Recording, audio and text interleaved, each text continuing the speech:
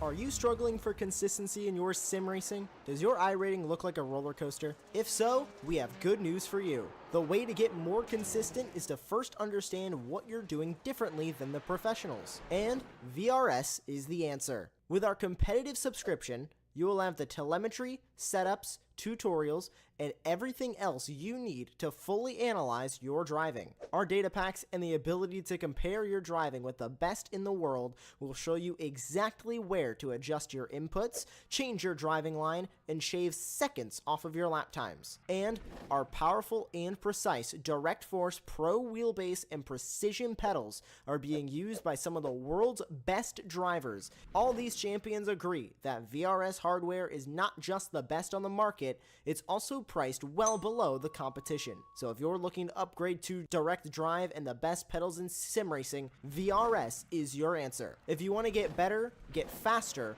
and make it happen sooner rather than later, you owe it to yourself to find out why so many people are switching to VRS. You'll be so glad that you did. Visit www.virtualracingschool.com and learn why the best use VRS.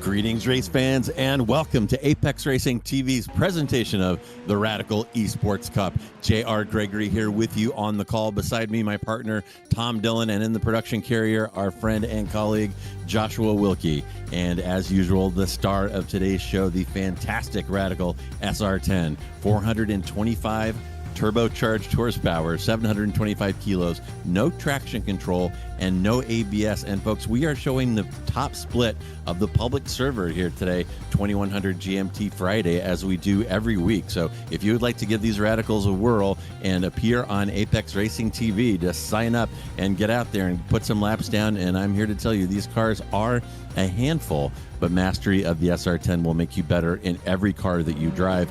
Our upcoming schedule, the season is winding down, of course, but next week we'll be under the stars at the Nordschleife, Green Hell at night. That will be fantastic. And the season finale this year, Road America. But here we are in week 10. You see the sights, you see the bumps, you see those slabs of concrete. You know that we are at Sebring, beginning life as Hendricks Army Airfield from 1941 to 1946. And when the war ended, gearheads do what gearheads will do when they see acres of unused tarmac. They created a racetrack. Guilty party that created Sebring, an engineer by the name of Alec Ullman.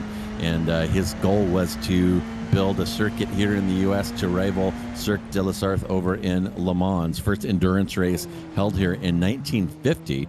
So the 75th year anniversary of the first Enduro at Sebring, right around the corner now. Since then, Sebring has played host to Formula One, the World Endurance Championship, IMSA, of course, Trans Am, many club and private track days, and many more. Today's configuration, 3.7 miles, just over 6 clicks, 17 corners, and the current track record is a 141.8 set in 2019 by Kobayashi in a Toyota LMP1.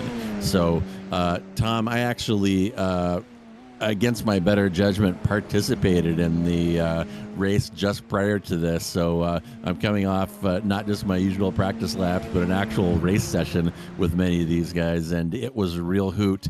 Sebring highlights some strong points of these radicals and some weak points, to be sure. So what are you expecting to see out of these cars and drivers today? Well, it's a historic track with plenty of historic corners, and it's one of those where you can actually overtake. We've seen a lot this season, tracks where it's relatively tricky to make those overtaking maneuvers. Here, it should be quite straightforward, actually. All things considered, you've got plenty of decent overtaking zones. Turn 1, if you're brave, it's just called Turn 1, by the way, as well. Looking at my track map, it is literally just called Turn 1, but Turn 1, if you're brave, you can definitely overtake there. But you've got so many opportunities, you know, the hairpin, Sunset Bend as well. Again, you have to be brave through that part of the track, but it is a place where you can send a move down the inside. And it's one of those circuits where our pole sitter here isn't necessarily just going to breeze through with the win. I think it's going to be a busy race, but I also, as I said, think it will be a race where we do get a massive train going on. Yeah, I think that's definitely right. And my own experience today, I had a couple moments that really highlighted the powerful slipstream effect in these SR10s. I had a car close behind me. I made a terrible mistake on Le Mans coming out, exiting Le Mans, coming onto that back straightaway. And in a GT3 car, which I normally would have been driving, the car behind would have just driven away completely. But I did get past, but the draft was so powerful, I passed it back by the end of the straight, even after a horrible mistake. So if you've ever wondered what it's like to have DRS, as those Formula One drivers have, I think it's a pretty similar effect on these long straights in the radicals. It just feels like there's a big rubber band pulling you to the car ahead of you and slingshotting you right by. It's absolute riot. And we're looking forward to some great racing here today. And that slipstream actually comes up on a couple of these long straightaways. Riding along now with James Berry. He is on that Ullman straight approaching Sunset Bend, the one I was just talking about. And Berry currently sitting in P3 in qualifying with 155.5. See if he can shave any off here. We're coming up to the timing tower and see what Berry can do. Can he improve his lot? And he did improve for a split second up into P2, but then Denis Kyriakopoulos managed to squeak in ahead. So as qualifying winding down, Kyriakopoulos finding some pace here. And while we watch these qualifiers tick off their last laps, let me run through the season top 10 with you. First on the season still, James Berry has got a death grip on that season P1 as the season is winding down. Behind him in P2, his teammate Andreas Friedrich. Havard Gulliksen has put on a late season charge all the way up into P3. Lasse Sorensen, his teammate, in P4. So a couple of teams dominating the top 4 steps currently. Bruno Vitorino will be in P5. Denis Kyriakopoulos there in P6, Jorge Gonzaga in 7, Heinz Braun in 8, Paki Caruso in P9, and Sali Raitanen in P10. And as I read those names off, Tom, we are fortunate yet again to have many of the top 10 radical pilots in the world here to entertain us for our 2100 GMT broadcast from Sebring on Apex Racing TV. Well, absolutely. We've got some fantastic drivers here on the grid today, and plenty from different parts of the world. I mean, I'm seeing South Africa on the timing tower, Spain. We usually see quite a lot of Spanish drivers actually in here, but Cuba as well, if I'm not mistaken. That's flag down in 8th position. 20 drivers. That, if I'm not mistaken, JR, is the most... Oh, huge twitch there for Adam Bareka, but I'm pretty sure that's the largest grid we've had so far this season. Yeah, that is a ton of cars, and not to apply any pressure, but I see they're qualifying in P11. We'll get to the grid in a second. That looks like our colleague from Apex Racing TV, Racing Ron Mons, who used to call these events here with me a couple of seasons ago. So we'll certainly wish him the best of luck. And there is your starting grid. Diego Perez kind of coming out of nowhere to snatch that pole at a 155.078. And folks, that is hauling around this bumpy track here at Sebring. Denis Kyriakopoulos there will be in P2. James Berry and Myron Ianni in the next row. Havard Gulliksen and Jorge Gonzaga 5 and 6. Andreas Friedrich and Samir Kadura in 7 and 8. Behind them, Jackson Dunn and Paulo Mendonca. Mons there in P11 next to Kenji Murata. And as we roll it, it's Justin Lilly and Marapani there. Pelletier and Myers behind them. Ramos and Yasiak in 17 and 18. Rafa and Vaquera in 19 and 20. Tanadaho there in 21. Berger in 22. Gerard Zinn in 23 and taking on up the rear there. Cameron Bryant, a single split here today. So we are going to see a substantial difference in pace between the front and the back of this grid. And sorry, I'm sure I butchered a couple names there, a few unfamiliar names in this big grid. And Tom, I think you're right. This is the largest grid that we have seen here today, thus far this season, as we wait for the lights and wait for these cars to take off. Perez, on your pole sitter, will have the inside line into turn one as this long string of radicals tries to get rolling here from a standing start. No traction control, no pace lap, icy cold tires. Can be a handful to get these cars moving. So, and man, what a beautiful, look at that overhead blimp shot of Sebring. That is Sunset Bend there to the lower left, and you see the cars lined up on that start-finish straight. And up at the top of the screen, turn one, where we'll see a lot of action today. And there are the lights ticking down, ticking, ticking, ticking, ticking, and we are green. Perez looks like he is going to get off clean. It's Perez from Kirikopoulos from Barry. Barry sneaking inside of Denis here. Barry now even looking at the inside of turn one, and Denis not getting a good launch there at all. Barry taking advantage, has moved his way all the way up into P2 as cars are streaming side by side still into 2, 3, and beyond. Very clean start so far, and a great show developing already by these Radical drivers. Yeah, well, James Barry slotting into second position then with Diego Perez in the lead of the race. But we've got ooze, I can hear behind, as we've already got some spinners and someone off of the road. It is the number 9 car, which, as I look down my timing screen, is Kenji Murata. So not a great start from his perspective. Puffs of tyre smoke as well as we make our way down into the hairpin. And oh dear, it's all gone a little bit wrong. 3 wide in the hairpin, my goodness. And yeah, Murata had some help there. As we watched the cars approaching the hairpin for the first time, you saw him kind of get hip checked off into the grass. He is back underway, but that has cost him 12 positions, running right now in DFL, which if you're not a race fan, that stands for definitely far from the lead, as we're watching about 3/4 of the way now through the opening lap. Now a swoop around the outside from this car going down the inside. Now I'll try and identify when I get the chance. That's a fantastic move, and well, he's able to gain himself up position. That's Gabriel Berger in the number 11, so a really good move for him, getting himself past Dustin Lilly up into 11th. Now chase after Cadora for that 10th spot. Battle going on further ahead as well. 10 car trying to go down the inside. That's Christian Tanahato going to the inside into Sunset Bend.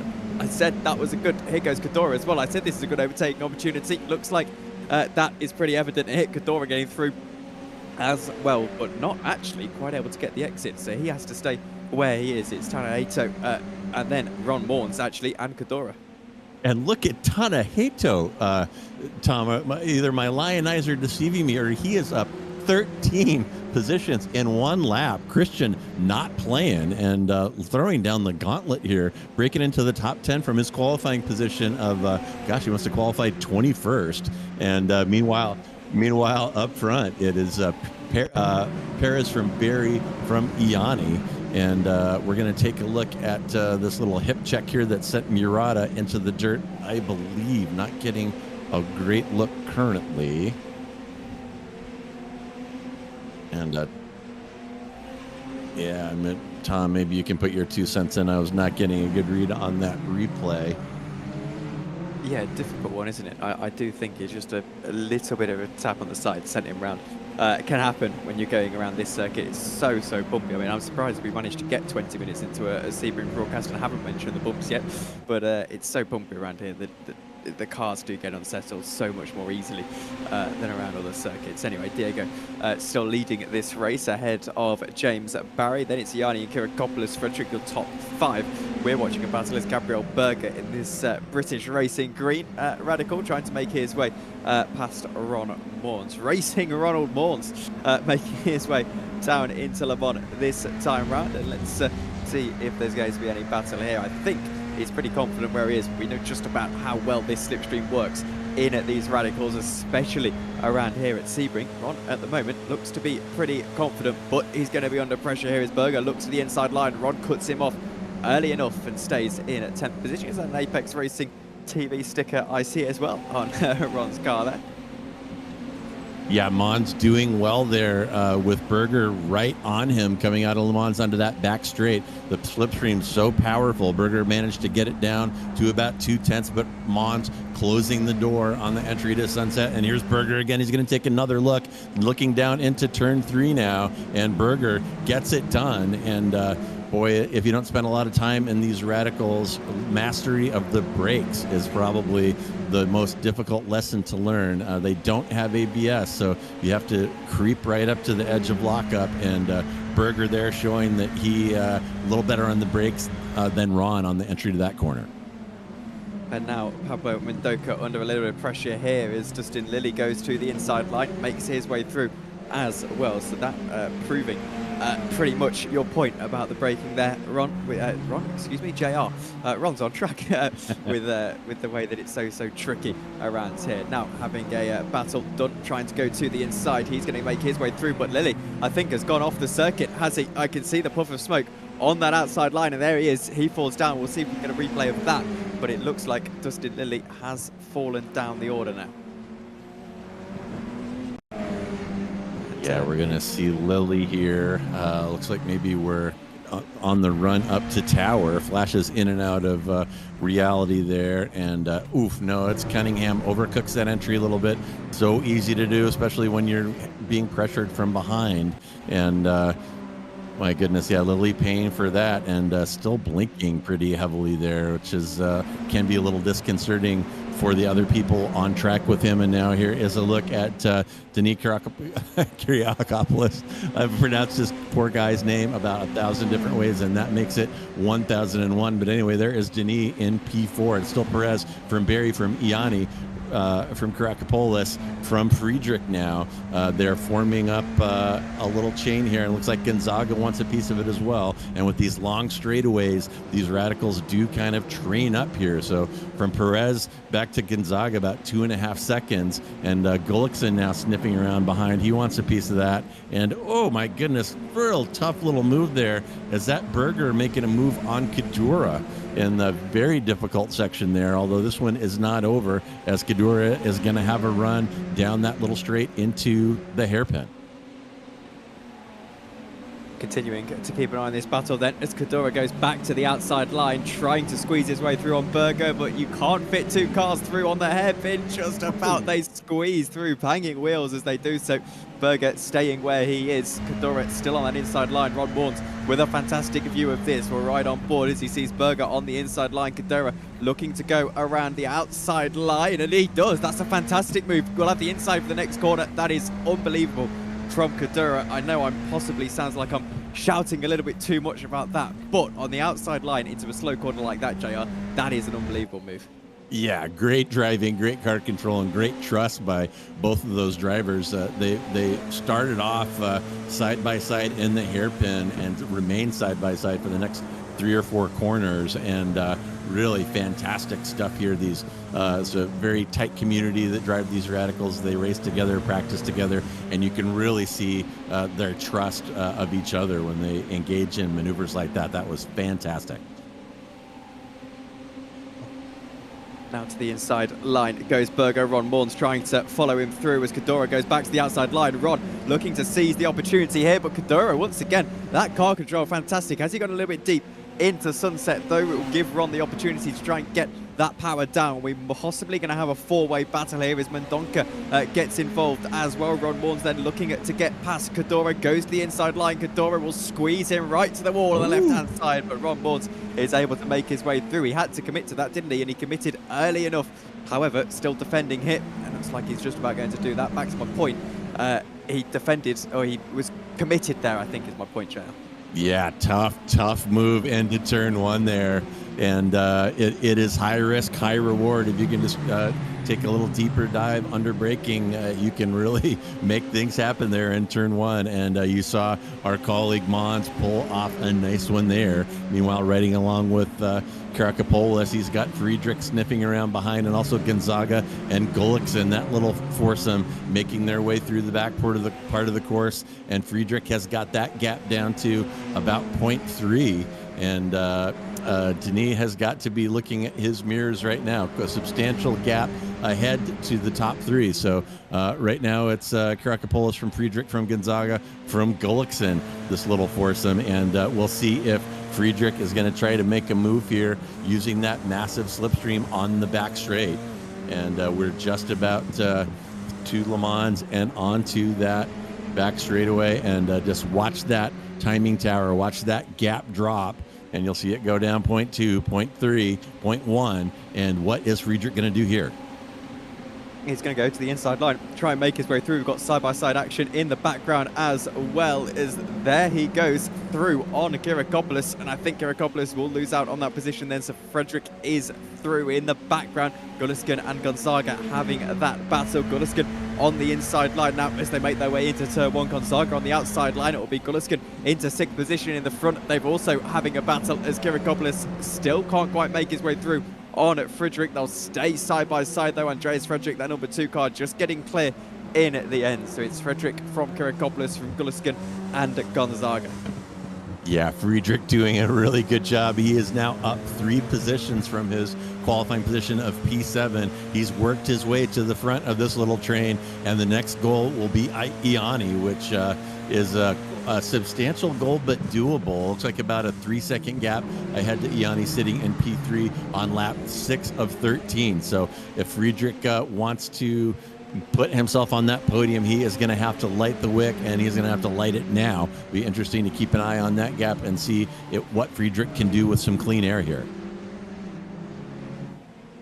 Keeping an eye on this then as the battle for third starts to develop, the battle for second starts to develop really. In fact, you can call it for the lead, because James Barry, as we mentioned, all over the back of Perez here as they make their way up into the final few corners here. Then that sort of sequence just before you get to Le Mans. I'm not sure the names of all of these corners on the circuit, but James Barry certainly looks to capitalise on the slipstream. I wonder here as we approach half distance in this race, we're expecting it to run to about 20 minutes. I wonder if Barry decides that now is the time to pull the trigger. He's certainly going to be gaining in the slipstream. Here's you see the field in the background going to snake their way through Le Mans as well. James Barry then won't go for the lead this time by, however, the battling will be a little bit more unfriendly in at the background. Frederick going defensive. He's got Kirakopoulos on the outside line. Kirakopoulos trying to swoop around the outside. Sunset Bend, the car gets so unsettled around here. This won't be straightforward whatsoever, but Kirakopoulos all the way around the outside. Looks like he's got the favourable move and the advantage, but making it 3 wide now is Gulliskin on the inside line. What can he do all the way through? 2 cars at once. It could end in tears. Back to the outside goes Frederick. It will end in tears. Just about. It ends with Kirakopoulos forced off the road on the right-hand side. Now Gonzaga tries to make his way through. All being said, that was good racing right up until the contact. Yeah, fantastic stuff. Gullikson had something going there and was looking good until just a little side-to-side tap in turn 1 with Kirakopoulos there, and that will allow the teammates Friedrich and Gonzaga through clean. So Gonzaga here now in a position to kind of run some interference for his teammate Andreas Friedrich, who will keep an eye on that gap. I'm not sure if he was involved in that tussling. Doesn't seem like he was, but somehow that gap up to Iani has increased over that last lap. Maybe it's the fact that he's not taking advantage of the draft anymore, and Iani is part of that fast train ahead. But Friedrich really has his work set out for him if he wants to close down and breach that podium. Well, Jorge Gonzaga in 5th position then, but for how long? Because Gullisken's on the outside of him as they make their way down into the right-hander. Gullisken won't quite be able to carry that speed, and instead battle presumably going to resume as they make their way down into Sunset through Le Mans first of all then, and not quite the apex found for Gonzaga. That'll give him a little bit of a less favourable run, and he does get that less favourable run. He's right up to the WEC pit lane on the right-hand side as here goes Gullisken to the outside line. We'll try and sweep to the outside again into Sunset Bend, and he's all the way around the outside once more, and he loses the car, and oh my word, just about holds on to it on the outside line, and will lose the position to Kirakopoulos as well. Jorge Gonzaga, he actually helped him out a little bit there. Wow, that was nuts by Gullikson there. That slow motion long slide through Sunset. That's got to be, I don't know, $130, $140. And I'll tell you right now that those rear tires are absolutely roasted.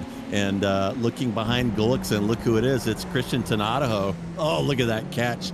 And they're still overheating. He does a couple of slides there, still wiggling there. Oh my goodness. And those tires, folks, are cooked. And any participation that Gullikson had in this train is going to be over soon, because here comes our hard charger, Christian Tanataho, up 13 positions. And I'm sure that he saw Gullikson fighting that car and killing those tires. And there's a spinner. That was Gonzaga has spun it there in the hairpin, and that breaks up that whole party. And for Tanataho, things just keep getting better. Cars in front of him are sliding, spinning, going off, and he's just taking what's coming to him now up to P7. Holy cow.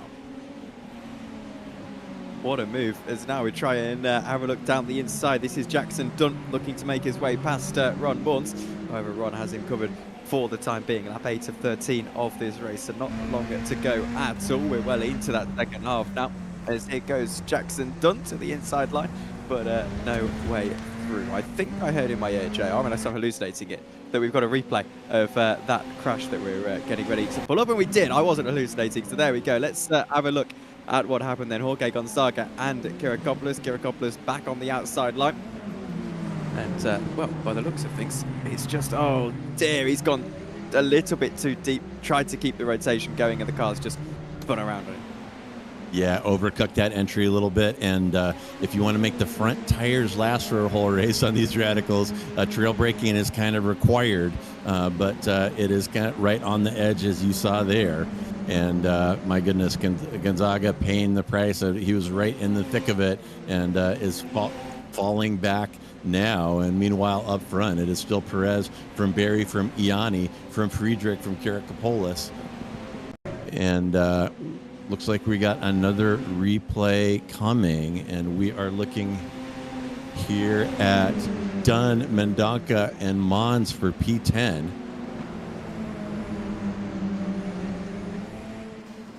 And oh my goodness, just a little friendly reminder and hip check there.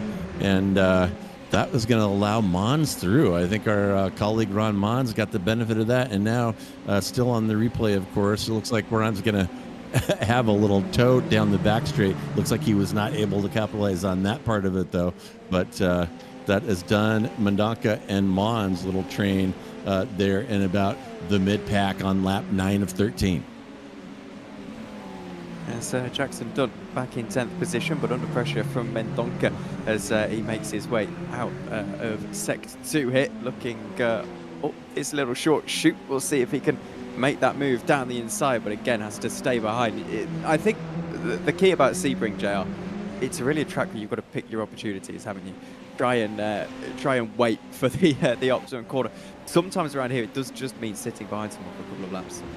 Yeah, absolutely. And this is a track of high tire degradation. So every time you make a huge move, every time you roll the dice, breaking deep or trying an outside pass, you're making a withdrawal from the bank of rubber. And by the end of the race, it's very easy to bounce a check if you try to make a move late and you've been abusing your tires for the entire time. These races are short, but these radicals do go through the tires. And we're in the point in the race now where we might be seeing some offs and seeing some problems for people who have not taken care of those tires. So we'll keep an eye on that for you as well.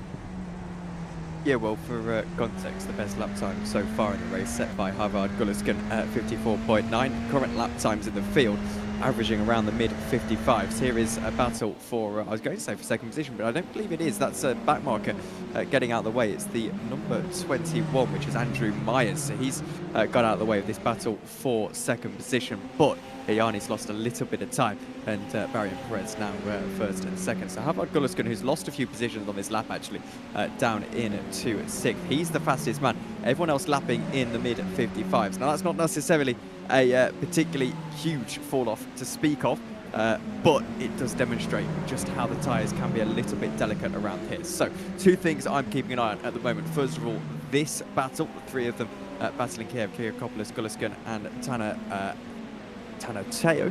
Excuse my pronunciation of that. I think I've absolutely butchered that.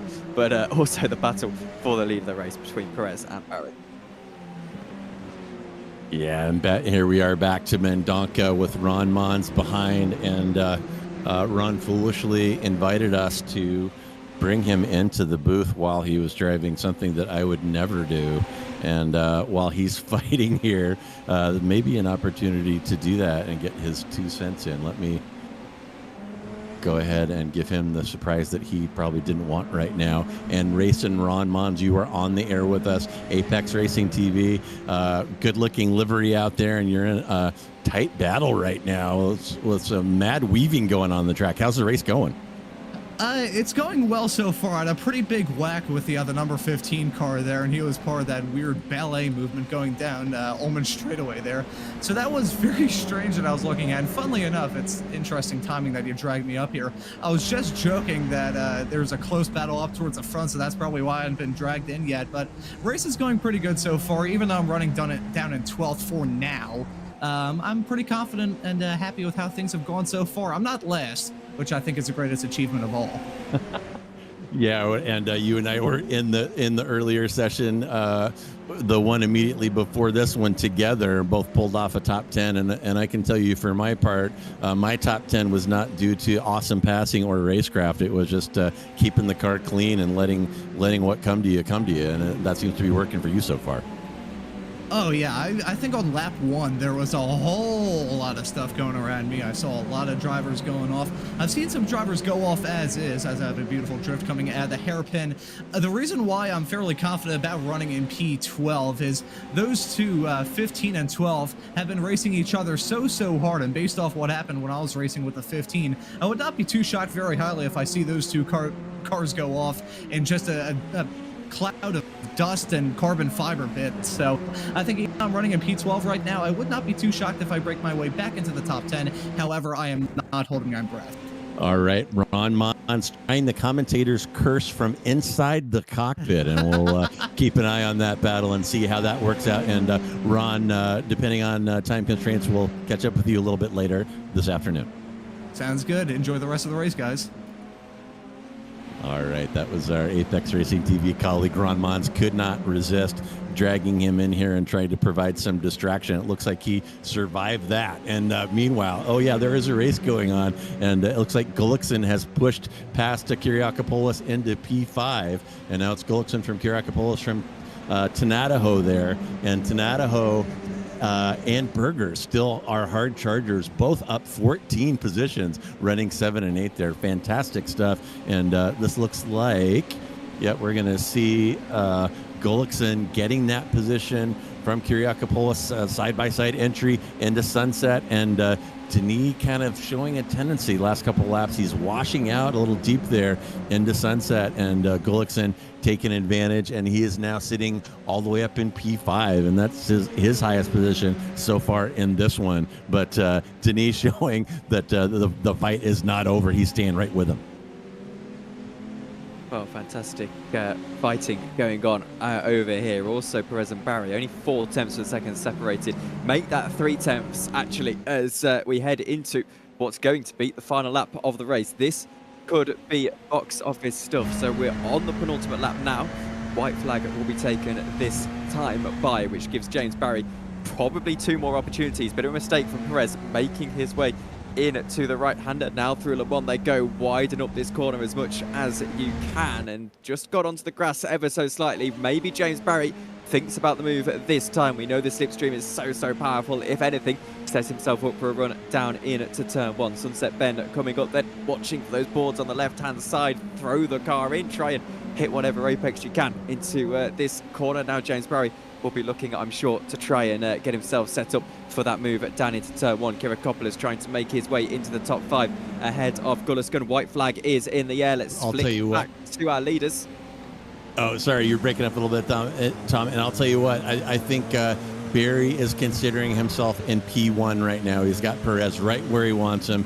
He's going to maintain that 0.2 gap all the way around the track. And next time we're on the Ullman Straight, Perez is going to be a sitting duck, and Barry is going to take the win. That is my prediction. That's why Barry has been biding his time and kind of hanging out here behind Perez, and we don't have much longer to wait to see if that prediction is going to come true. All Barry needs to do is maintain that 0.2 gap that you see here as they go through the hairpin for the last time. If he is in that position when they go onto that back straight, it is over for Perez. You're absolutely a sitting duck due to the slipstream, and there won't be anything that Perez can do about it. But as I said, prognostications aside, we're not going to have to wait long to see how this unfolds. We're riding along with Barry now, looking forward at Perez. Take a look at our timing tower. That gap is 0.2. And meanwhile, we're going to jump back. Here's Kirakopoulos with a little smooch for Tannehill. Not satisfied with the mere 14 positions he's picked up. He's trying to get more from Denis, and Denis says, no,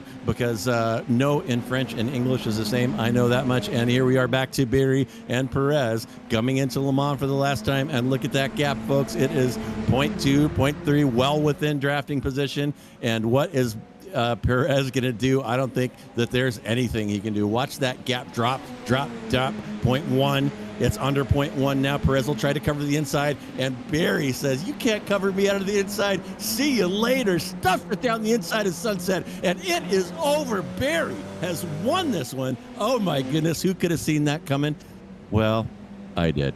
And Barry takes it. Barry for Perez from Iani. And my goodness, I feel a little bit sorry for Perez there. Barry put himself in position, as I said, and there weren't nothing that Perez could do. Fantastic stuff by James Barry, your season champion. And Josh is going to give us another look at that.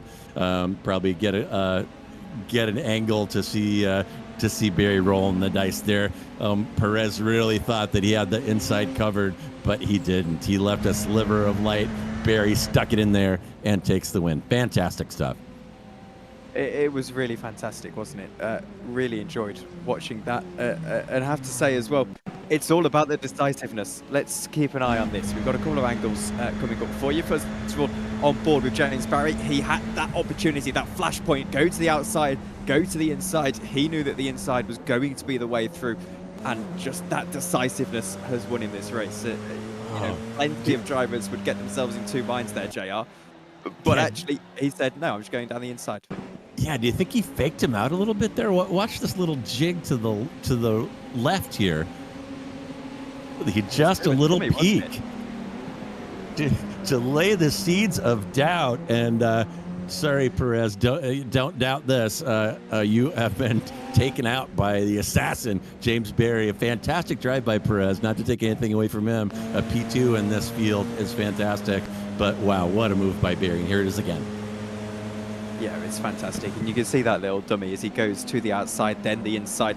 And honestly, it's brave into Sunset. You know, we speak of the bumps around here. I remember a broadcaster I worked with over in R Factor 2. We both agreed during a 12-hour race here once that there is no line through Sunset. You throw the car in and you end up where you end up, hopefully pointing the right way out of the corner. But yeah, anyway, so to be that decisive and to do that well, that's showing James Barry's class there. And it's a tough break for Perez, but unfortunately it is what it is. Sometimes you literally just get outraced. And we can get ready to pull up your results. We're just waiting for the timing system to kick into gear and give us that on the screen. Here we are, James Barry taking victory then by just 0.4 of a second. Last gasp of victory ahead of Diego Perez. He did a fantastic job in second position, but just a little bit short at the end.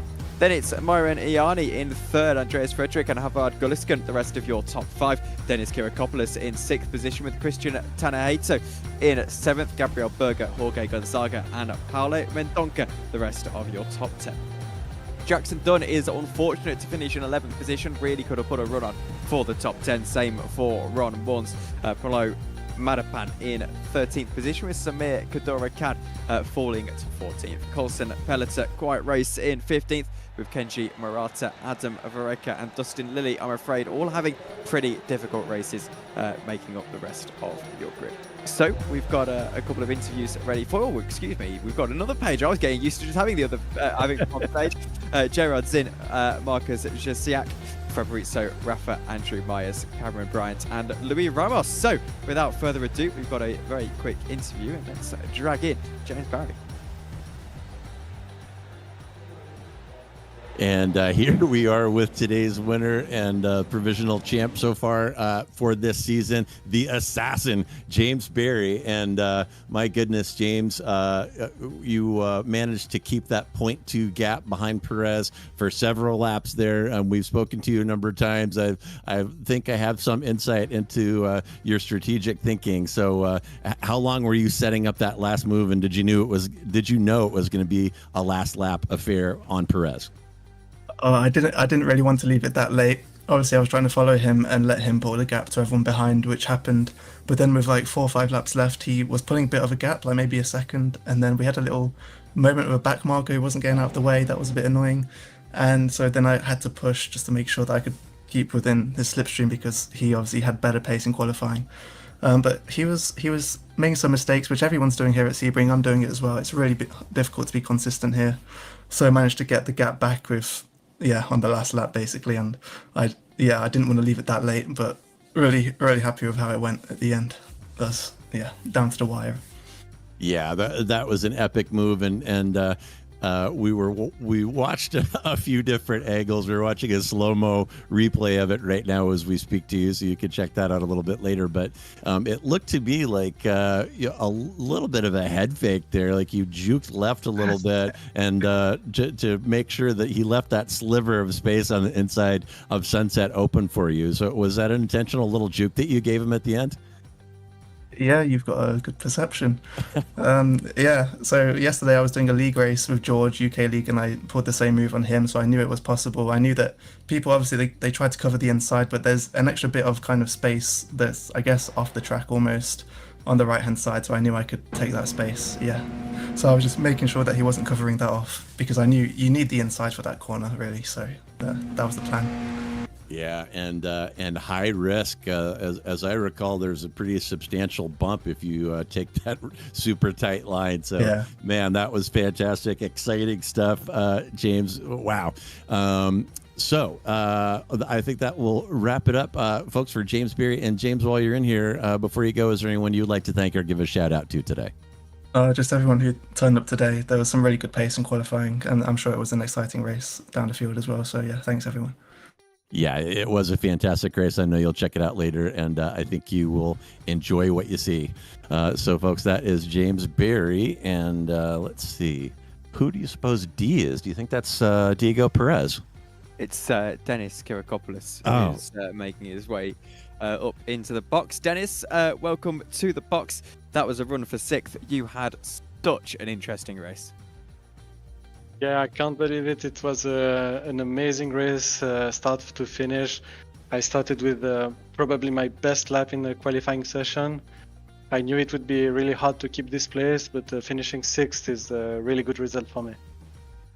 And obviously you were very, very busy in that race, avoiding contact throughout all of it, which mostly happened throughout. I know there was a very intense scrapping going on.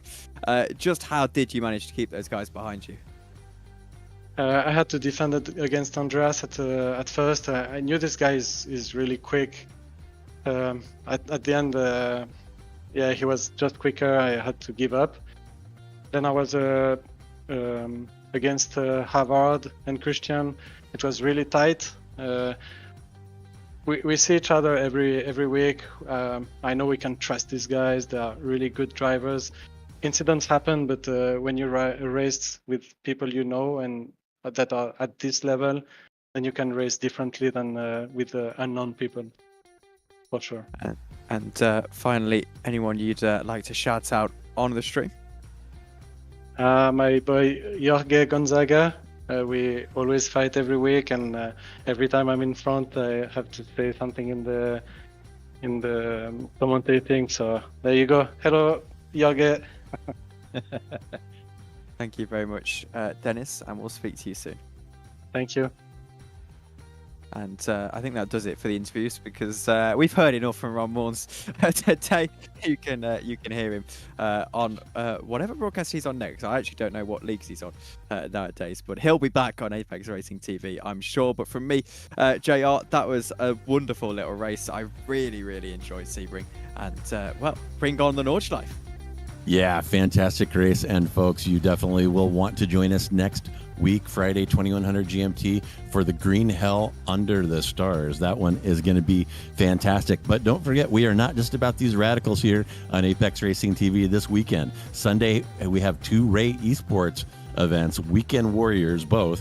Formula Ford will be curb hopping at Imola with Spec Racer Fords dicing it out at Mid-Ohio. And next week we'll start off strong with Apex Racing League sports cars at Road Atlanta and Ricmatech mixed class racing at Laguna Seca. So fantastic racing. We have some of the best esports drivers, some of the best cars, and some of the best tracks 7 days a week, and some of the best stuff that you'll see on YouTube. So don't forget to subscribe to Apex Racing TV and hit that notification bell so you do not miss any of the action. And my goodness, what a fantastic run at Sebring. Exciting races. The last couple have been a little slow, and my goodness, Sebring made up for it in spades. Fantastic stuff. And that is going to conclude our broadcast for today. So J.R. Gregory here for Tom Dillon and our producer Joshua Wilkie. Thank you so much for joining us. Have a fantastic Friday and an even better weekend.